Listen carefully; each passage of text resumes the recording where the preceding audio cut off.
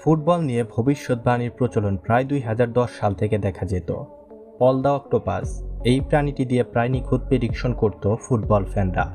শুরুতে 2008 সালে অক্টোপাস পল জার্মানির 6টা ম্যাচ প্রেডিকশন করে 4টি সঠিক ফলাফল দেয়। এর 2 বছর পর বিশ্বকাপে জার্মানির 7টি ম্যাচের সঠিক ধারণা করে অক্টোপাস পল। 2026 সালের বিশ্বকাপের উন্মাদনায় ভাসছে পুরো ফুটবল বিশ্ব। আর এই উন্মাদনাকে বাড়িয়ে তুলতে চলছে প্রাণীদের দিয়ে ভবিষ্যৎবাণীর চিত্র।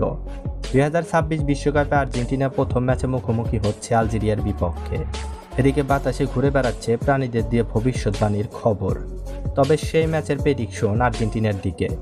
তাছাড়া আমরা যদি গুগলের ইনফরমেশন অনুযায়ী দেখি, আর্জেন্টিনার জেতার সম্ভাবনা 80%, ড্র হওয়ার সম্ভাবনা 11%, আলজেরিয়ার জেতার সম্ভাবনা 9%। তো বন্ধুরা, আপনাদের কি মনে হয় কে জিতবে এই ম্যাচ? জানান কমেন্ট সেকশনে।